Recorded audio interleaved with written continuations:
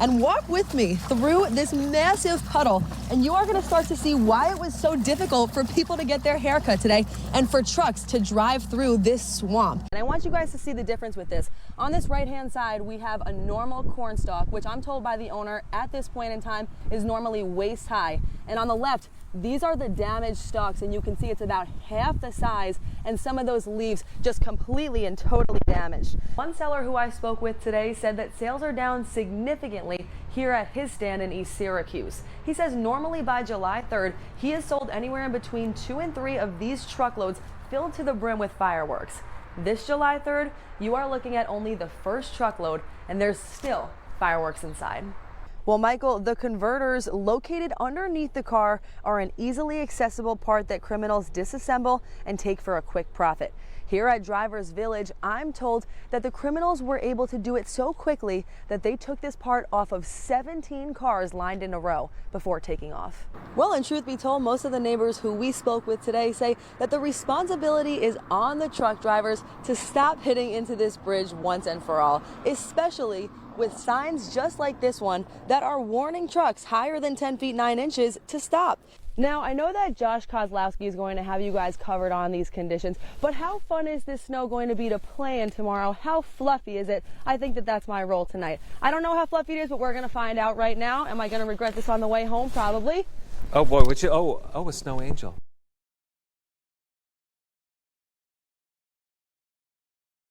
Saturday at around 2 in the morning, Bob and Anita Rowe's house in Sedgwick was invaded by 3 intruders. Broke that window. They opened this door, and they took all the keys, opened this door, came into the garage, opened the door manually so no lights would go on. Intruders stole 2 of their cars, an Audi that was later recovered and a Porsche that has yet to be found. They don't care. The people that do this have no respect for life or property. The couple was sound asleep throughout the entire invasion. First we knew about it, there was a police officer standing at our bedroom door saying, "You've been robbed." A Sedgwick resident for 20 years, Rowe says he feels that the neighborhood is under attack. I mean, we didn't do anything. We just lived here, pay our taxes, do what we're supposed to do. We're law-abiding, but we're the ones that have to suffer through this kind of stuff. I mean, others in the neighborhood share the feeling.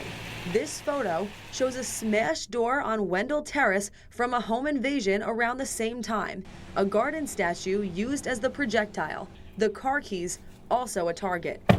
Syracuse Common Council member Jen Schultz, who covers the Sedgwick area, says she gets calls daily from neighbors concerned about their safety. I think that's the best thing that the city as a whole can do, is to all stay connected and then to have good communication. We've heard the cries again and again from tenants, Clay residents, and even the town's supervisor.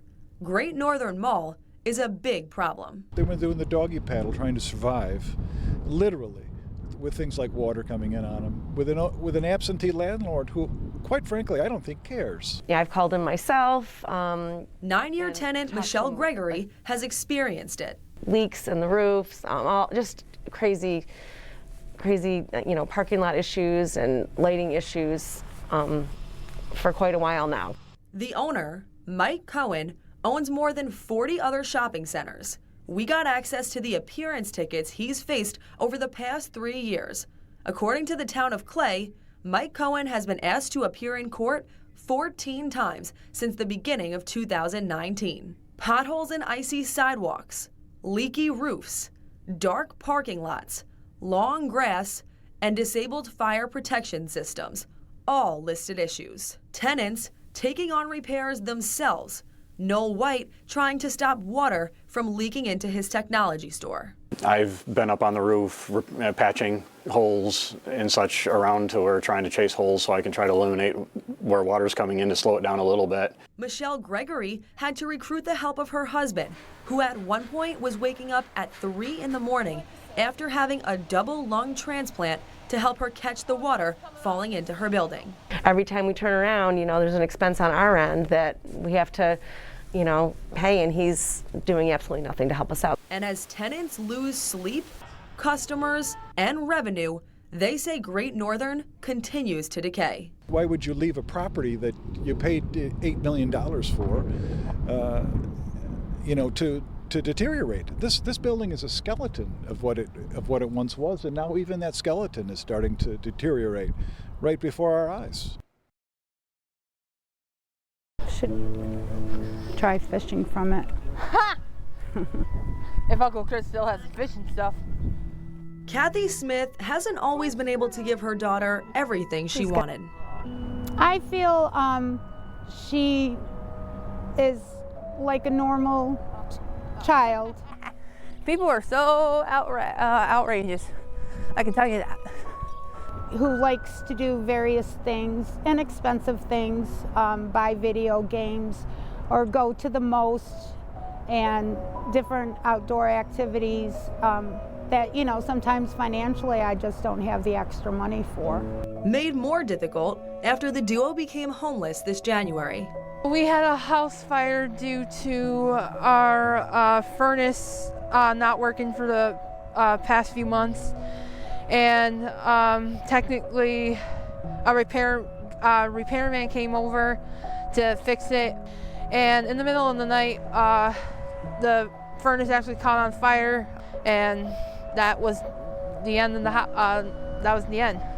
Finding out about the extended child support was a godsend.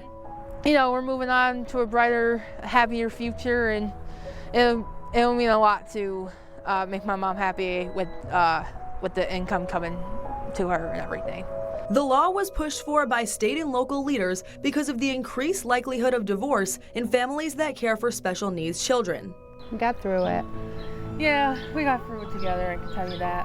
The law was passed unanimously by the New York State Legislature in October of 2021. It was in an effort to recognize that even once the child turns 21 years old, they still have day-to-day needs that the main caregiver of the child is primarily responsible to take care of.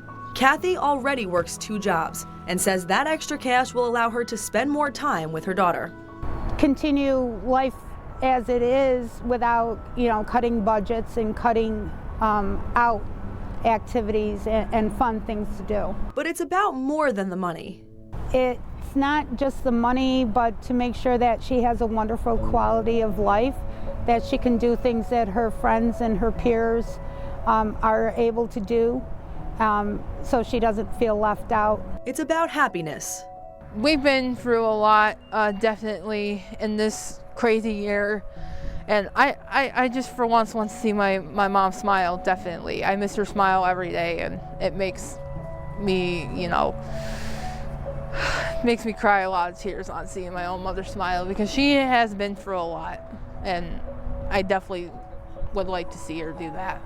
Wow. And spreading awareness about the law so other people can experience that happiness too. This is a really cool program. This is, a really great opportunity for kids like us. And I'm just, spreading the word just to make sure that our voices are heard no matter what, no matter where we are. I should be a motivator. You are the greatest mother in the world, I can tell you that. Thank you. Gave me everything. In Syracuse, You're a wonderful daughter. I'm Samantha Croston.